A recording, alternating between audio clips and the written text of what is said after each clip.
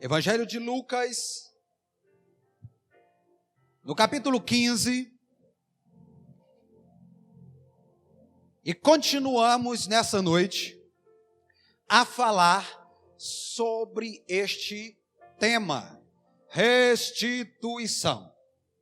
Já temos visto que a restituição nada mais é do que a devolução justa de algo que foi perdido, tomado, roubado, e que o Senhor está sempre pronto a nos restituir, a trazer de volta, a nos entregar de volta aquilo que perdemos. Evangelho de Lucas, no capítulo 15, versículos 8 e 9, Jesus propõe uma parábola, um texto onde ele utiliza exemplos comparativos para trazer uma lição instrutiva. E a Bíblia diz assim: ou qual a mulher que tendo 10 dracmas, se perder uma dracma, não acende a candeia e varre a casa e busca com diligência até achar, e achando-a, convoca as amigas e vizinhas, dizendo: alegrai-vos comigo, porque já achei a dracma perdida. Pai, esta é a tua palavra, Senhor.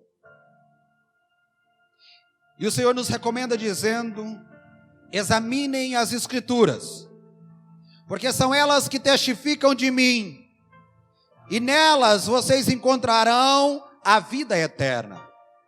E que através de sua palavra nessa noite, o Senhor fale aos nossos corações. Eu te peço, Senhor, traga a sua mensagem, independente do mensageiro, Senhor.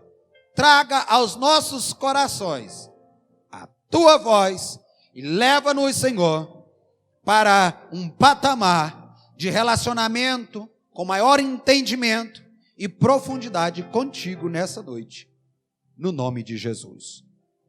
Amém e amém. Parábola é um recurso do discurso que já era utilizado pelos mestres da teologia antes de Jesus.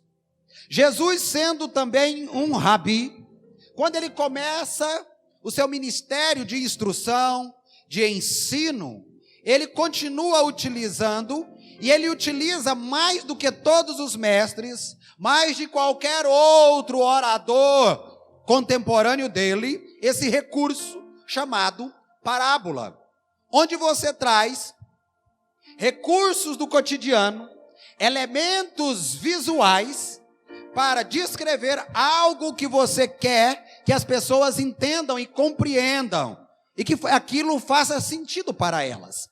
E Jesus então usa muito esse recurso, e ele propõe muitas parábolas, e uma delas é esta, que faz um conjunto chamado de as parábolas dos perdidos e achados, de Lucas, no capítulo 15. Esta parábola, intitulada como a parábola da dracma ou da moeda perdida, ela está também relacionada com outras duas parábolas, da ovelha perdida e do filho perdido. Mas nessa noite, eu quero conversar com você um pouco acerca desses dois versículos, quando Jesus propõe essa comparação e utiliza elemento do dia a dia para que os seus ouvintes compreendam o que ele quer dizer. Quando nós lemos essa parábola, de cara nós já percebemos que nem sempre as perdas que nós temos são ocasionadas por um ladrão. Não é tudo o que a gente perde que nós podemos colocar na conta de um surrupiador, de um ladrão. Nem toda perda está relacionada à subtração que outra pessoa venha a fazer. Mas neste texto, nós precisamos, em primeiro lugar, compreender que a perda valorosa que essa mulher teve foi devido à sua negligência. Eu vou repetir essa palavra. A perda que essa mulher teve foi por causa de sua própria negligência. Não foi ninguém que lhe tirou o que agora lhe falta. Não foi ninguém que lhe roubou. Não veio ninguém escondido na calada da noite ou em um momento em que ela não estava apercebida e tirou aquilo dela. Não, o que ela perdeu, perdeu por negligência. E o que é negligência? Vamos apelar para o dicionário nessa noite, para a gente ter melhor compreensão e entendimento. Segundo o dicionário, negligência é o termo que designa falta de cuidado ou de aplicação de uma determinada situação, tarefa ou ocorrência. É frequentemente utilizado como sinônimo de descuido. Então essa mulher, a perda que Jesus relata que ela teve, de uma dracma, que ela tinha 10, e de repente ela perdeu uma. A perda que ela tem dessa dracma é creditado ao seu próprio descuido. E para não ficar nenhuma dúvida, o que é que o dicionário diz acerca dessa palavra descuido? Descuido nada mais é do que a falta de cuidado, a falta de atenção ou de vigilância. Meus irmãos, a mulher citada por Jesus, em termos comparativos aqui nessa parábola, ela perdeu uma moeda de prata, criada pelos gregos, chamada de dracma. Ela perdeu e ela tinha um certo valor, porque ela também era comparada ao denário. O que é o denário? O denário era a quantidade financeira que se pagava a um homem pelo trabalho de um dia. Um dia de trabalho se pagava com um denário, que é o valor equivalente a essa moedinha feinha de prata, chamado de dracma. Ela perdeu, das 10 que tinha, ela perdeu uma, mas não perdeu por causa de ninguém. Perdeu pela sua negligência, pelo seu descuido ou pela sua falta de vigilância. Eu quero te dizer aqui nessa noite que é preciso salientar que vigilância é termo recorrente nas instruções de Jesus. Mais de uma vez, Jesus fala acerca da necessidade de estar vigilante, de ter cuidado, de estar atento e de não negligenciar, porque isso pode ocasionar perda. Está entendendo o que estou dizendo aqui nessa noite? Você está entendendo o que estou dizendo? Como é termo recorrente de Jesus, eu quero te dizer que dentro de casa é um ambiente maravilhoso, totalmente propício para a gente perder. A gente perde um casamento, não é na rua. A gente perde um casamento, não é numa viagem. A gente perde um casamento, não é na casa da sogra. A gente perde um casamento, é dentro de casa. Eu não perco um filho na faculdade, eu não perco filho no intercâmbio, eu não perco filho nos rolezinhos que ele dá com os amigos, mas eu perco filho é dentro de casa, porque é dentro de casa o local onde menos valorizamos aquilo de valor que temos. Dentro de casa a gente perde o cuidado, a gente não deixa a vigilância sempre em atividade. Dinheiro fica em qualquer lugar, joia fica em qualquer lugar, celular fica em qualquer lugar. Isso é coisa material, é irrelevante, mas eu sei que utilizando isso como um recurso parabólico, você também está compreendendo que aquilo que temos de maior valor está dentro da nossa casa, e é dentro da nossa casa, pela falta de cuidado, de vigilância, negligenciarmos, é que a gente perde dentro de casa aquilo de maior valor que temos. Meus irmãos, é necessário sermos homens, mulheres, jovens, adolescentes, cuidadosos, vigilantes com tudo o que é valoroso para nós. Olhe,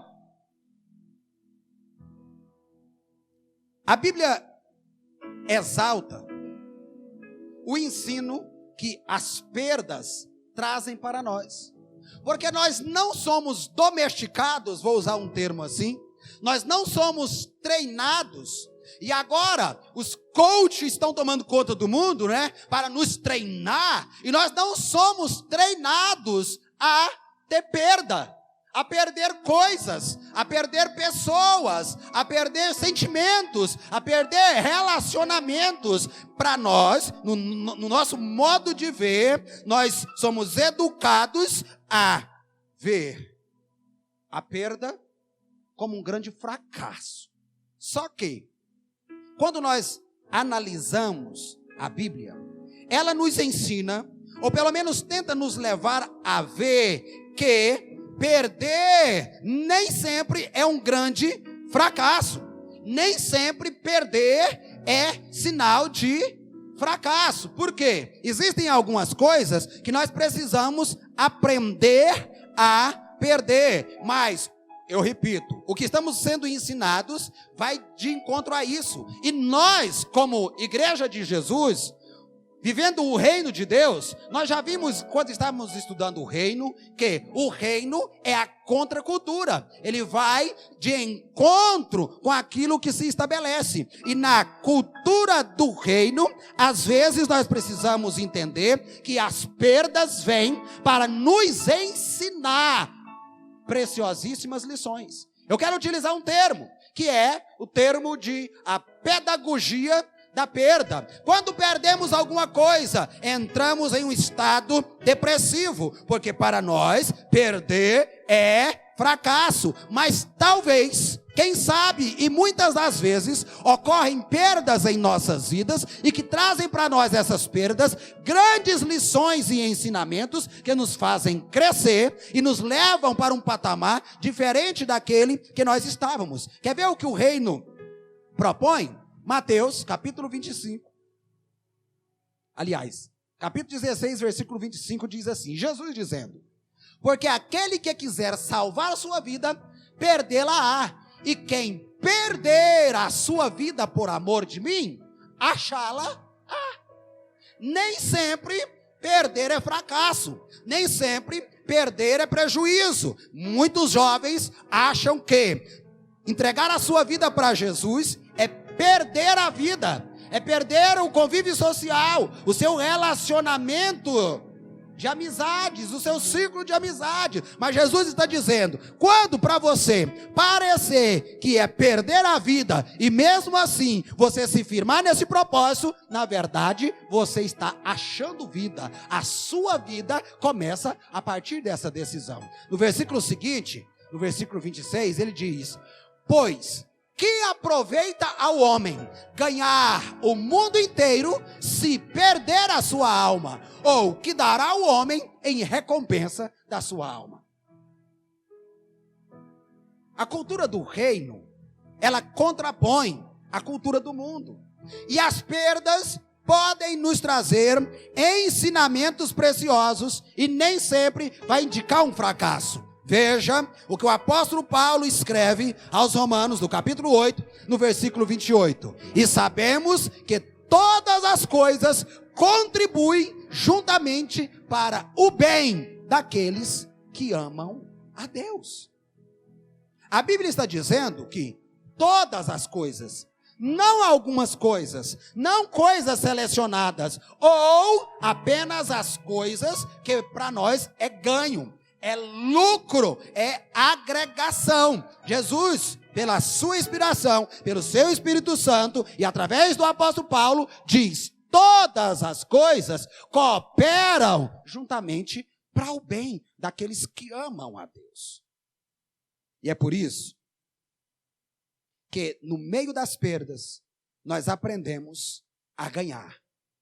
Porque as perdas podem abrir novos caminhos, e especialmente quando essas perdas nos permitem rever valores e incomodam diretamente, impactando o nosso homem interior.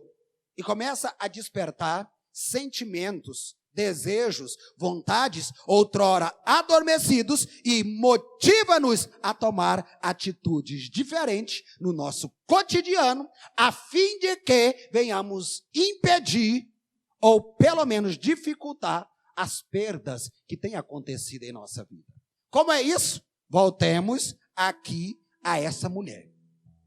Jesus diz: qual mulher que tendo 10 dracmas, essas 10 dracmas era na verdade um ornamento que a judia usava como sinal de que ela era uma mulher comprometida. Como hoje as mulheres usam um anel no dedo, elas usavam uma tiara composta de 10 moedas de prata, para dizer que ela era uma mulher que tinha compromisso com um relacionamento. E agora ela vai ver, ela perde uma dessas moedas. Já vimos, mas eu vou continuar frisando. Não foi roubado dela, não foi um ladrão que levou da casa dela. Pela sua negligência e o seu descuidado dentro da sua própria casa, ela perdeu algo de valor.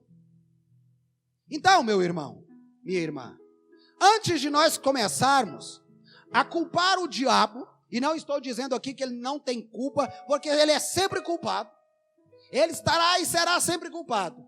Mas antes de nós colocarmos culpa das nossas perdas, eu já disse aqui em ministração anterior, nesse mesmo tema da restituição, a culpar Deus, a culpar os outros, a culpar o sistema, a culpar o mundo, a culpar o diabo, analisemos as nossas atitudes, como é que temos agido e reagido dentro de casa, se aquilo que perdemos é culpa dos outros, do diabo, ou é falta de vigilância nossa mesmo. Porque Jesus diz, qual mulher que tendo essas 10 dracmas e perdendo uma, ela não acende a candeia, varre a casa, procura insistente e diligentemente até encontrar. E essas atitudes dessa mulher, elas servem para a nossa reflexão nessa noite. E eu quero conversar com você acerca dessas atitudes que ela toma. A primeira atitude que essa mulher toma, e disse Jesus: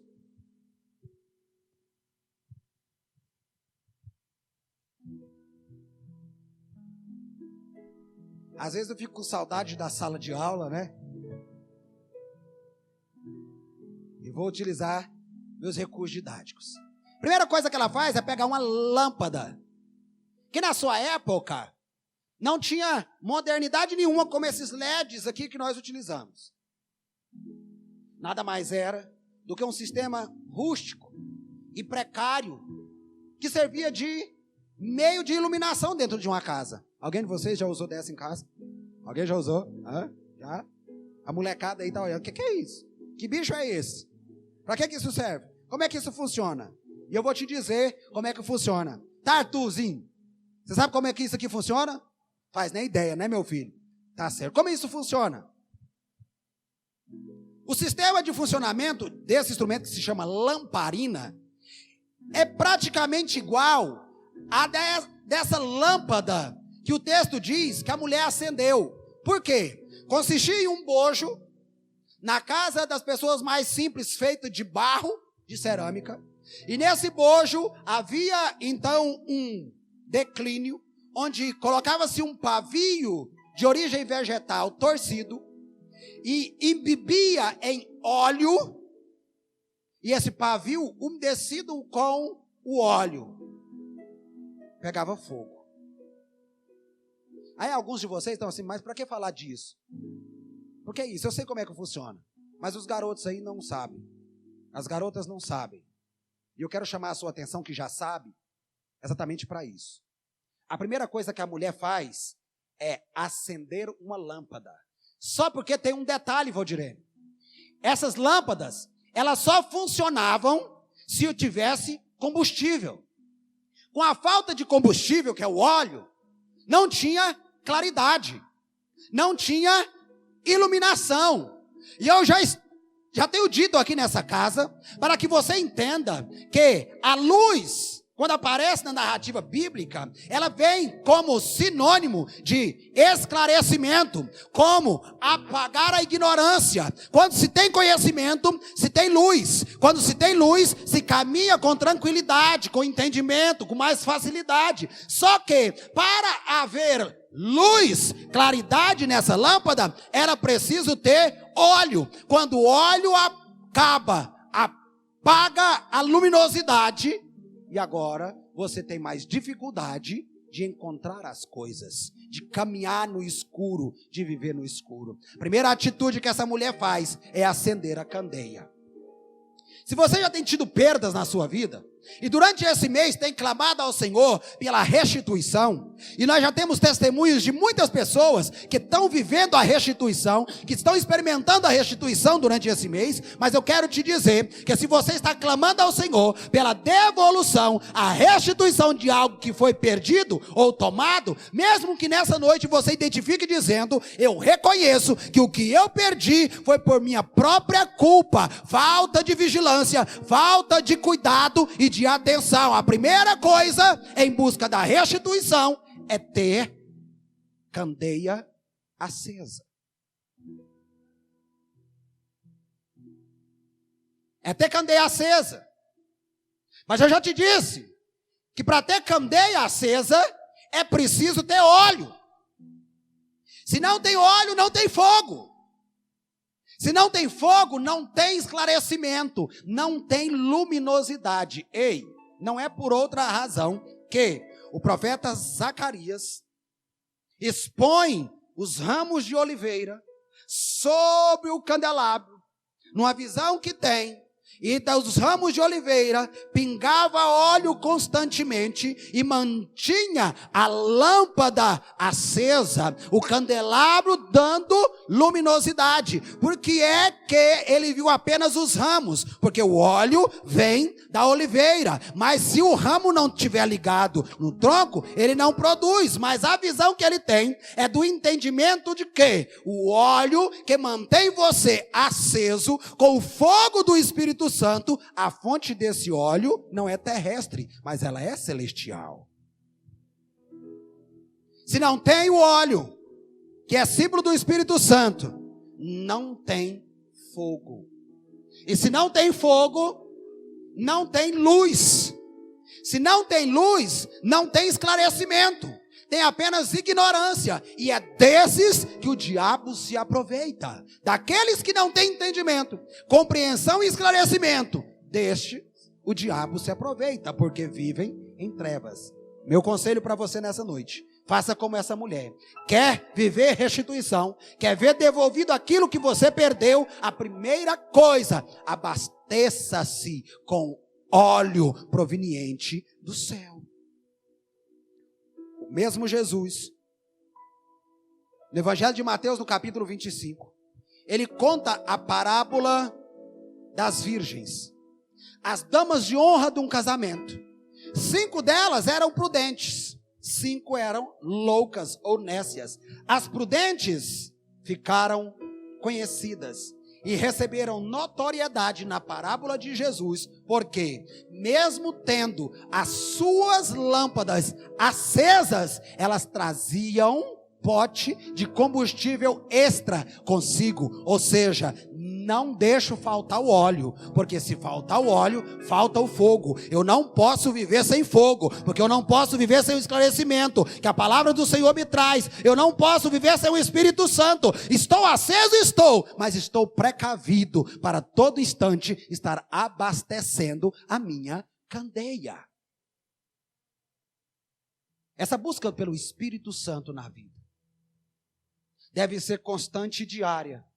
Você sempre precisa ter essa reserva, se quiser viver a restituição.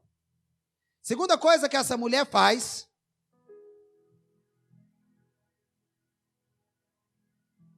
é coisa que as mulheres mais gostam de fazer. É assim. Gostam demais. Eu quero julgar que elas gostam muito de fazer isso. Sabe por quê? Porque não aguentam ver a gente entrar dentro de casa, já começa.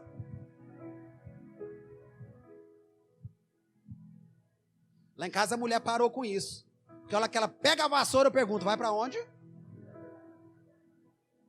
E para evitar isso, ela deixou de varrer atrás de mim, né? Mas o que é que essa mulher faz depois de acender a candeia?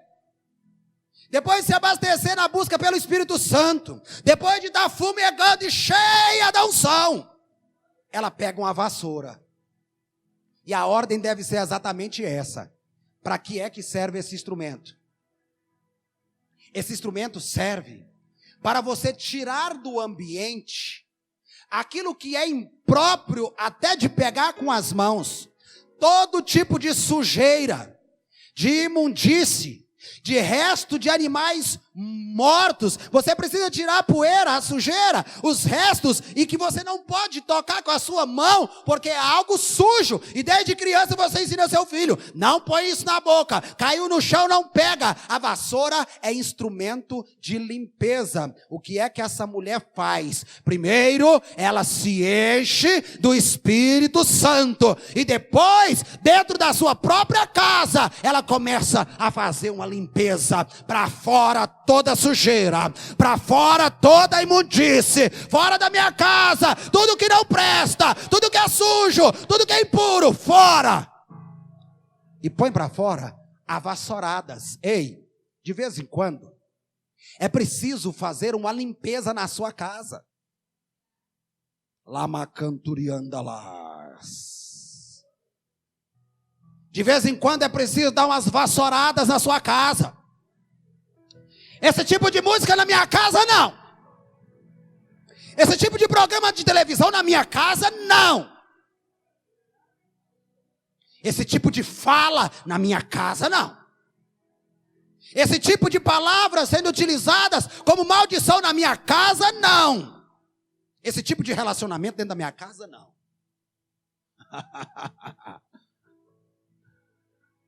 Só porque tem uma coisa. Tem sujeira que você tem que insistir, que não vai sair apenas com a simples vassourada. É ou não é, irmãs? É ou não é? Porque eu vejo as irmãs, tem hora, vão varrer, elas pegam firme no lugar.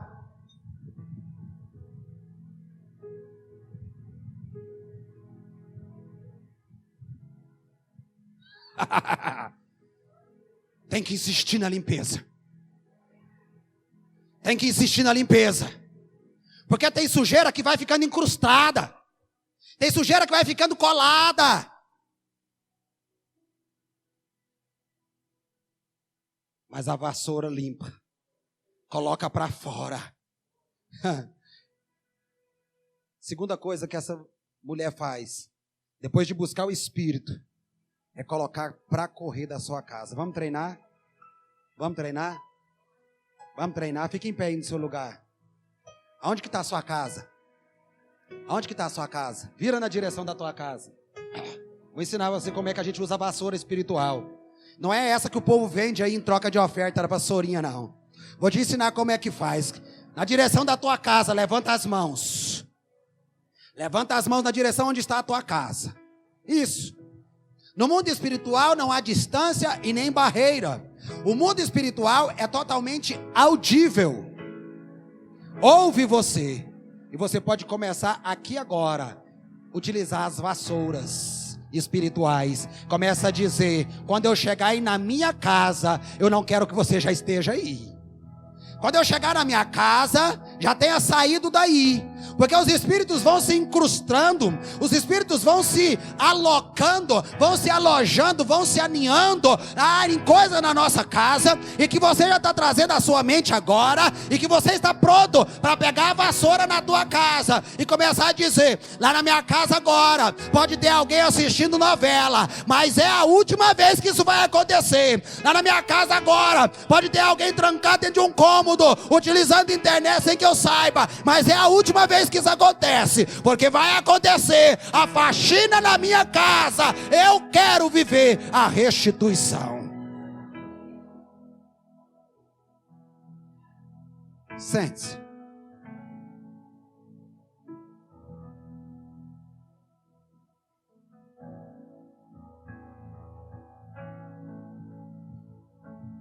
Escute.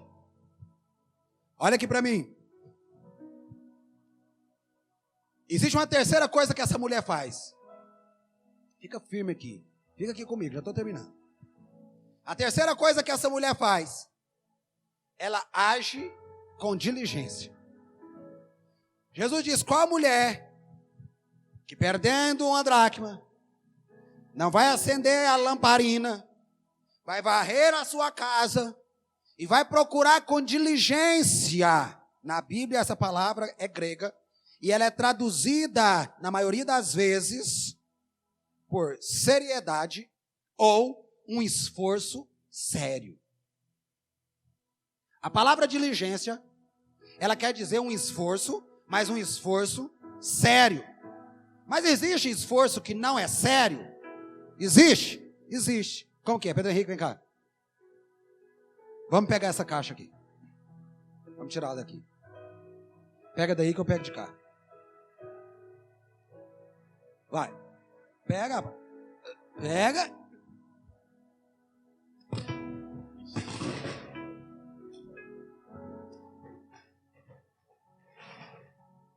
Alguém maquia um esforço. Alguém diz: estou tão cansado. Eu não aguento mais essa luta que eu estou vivendo. Quantos jejuns você já fez? Tem quantas semanas tu está levantando de madrugada? Quantas campanhas tu já ergueu? Eu não aguento mais essa luta. Mas o esforço não é sério. A palavra diligência fala de um esforço, mas de um esforço sério. Para você entender como é esse esforço, Jesus utilizou essa palavra e ela está transmutada aqui, transliterada, em Lucas 13, 24. Quando ele diz para os seus discípulos assim, esforçai-vos para entrar pela porta estreita, porque eu vos digo que muitos procurarão entrar e não poderão. Jesus está dizendo, diligência por passar pela porta estreita. Ou seja, ele diz, esforço sério, esforço de verdade, seriedade no se esforçar, porque a Deus ninguém engana, de Deus não se zomba, diz a palavra, ninguém faz piada com Deus, ninguém passa melado nos lábios de Deus. Ele sabe tudo, porque perscruta e esquadrinha até o profundo do coração. Essa mulher, ela acende a lâmpada, ela pega a vassoura e se esforça. E o resultado disso, lhe é restituído aquele valor que ela havia perdido dentro de casa. Ela encontra a moeda que havia perdido. Na escuridão, se você continuar nas trevas, se você continuar acostumado com as trevas,